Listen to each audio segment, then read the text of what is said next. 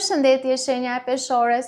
Sot do të interpretojmë kartat për javën 12 me 18 janar 2026. Pas lutjes dhe meditimit, kartat i ndavan 4 sfera jetësore, të cilat janë gjendja juaj, familja, dashuria, puna dhe Prism Oracle. Në gjendjen tuaj kemi kalorësin e shpatave, 3 kupat, hierofantin dhe gjykimin. Ju jeni në një fazë ku mendja juaj është e përqendruar dhe ndoshta disi e paduruar. Kalorësi i shpatave tregon që doni të arrini përgjigje ose zgjidhje shpejt, por kujdes, veprimet impulsive mund të sjellin tension. 3 kupat sugjeron që miqësia dhe rrethimi me njerëz të dashur mund t'ju japin gëzim dhe mbështetje, edhe nëse jeni emocionalisht të trazuar. Hierofanti flet për përputhje me një sistem vlerash ose kërkesë për drejtësi e traditë. Mund të keni nevojë të riktheheni në vlera të qëndrueshme ose të kërkoni udhëzim shpirtëror. Gjykimi është zgjimi juaj, një thirrje për të ngritur mbi gabimet e së kaluarës dhe për të jetuar më të vetëdijshëm. Një kapitull i ri është afër, ndoshta një mundësi e dytë, por kërkon reflektim të thellë ama. Ju mund të përballeni me një thirrje të fortë për transformim, mos ja mbathni nga ajo. Falni veten, nxirrni mësime dhe veproni me qartësi. Kalojmë te familja ku kemi mbretëreshën e monedhave, 6 monedha, 8 shkopin dhe 5 shpatat. Energjia familjare duket e luhatshme. Mbretëresha e monedhave, që është në energjinë e demit, virgjëreshës ose bricjapit, mund të jeni ju në ascendent ose në këtë lloj modaliteti, ose mund të jetë një figurë tjetër femërore që mban përgjegjësi ose mban në këmbë familjen dhe kujdeset për të tjerët.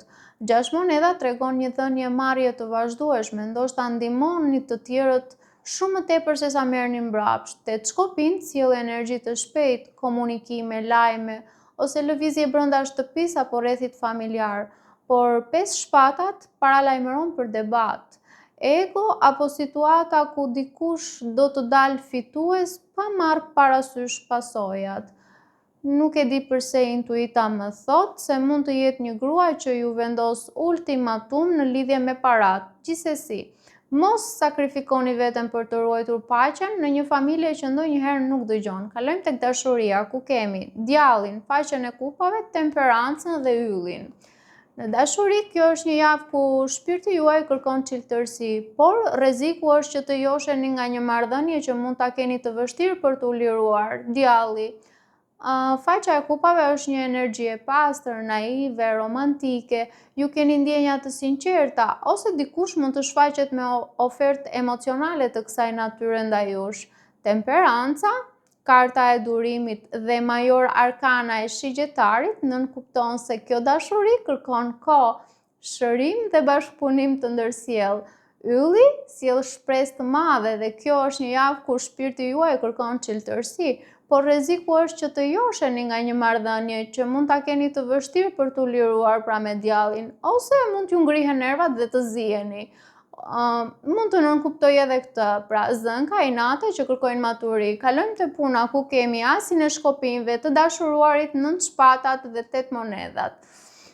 Në punë ka një zjarr të ri që ndizet. Asi i shkopinjve ju jep një shtysë të re kreative apo një mundësi të re. Të dashuruarit sugjerojnë një zgjidhje të rëndësishme, ndoshta mes 2 rrugëve.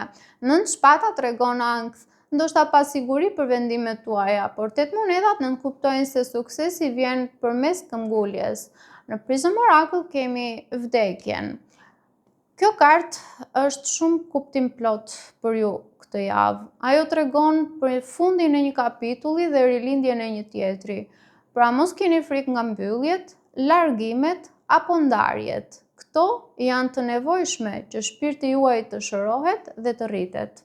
Paçim!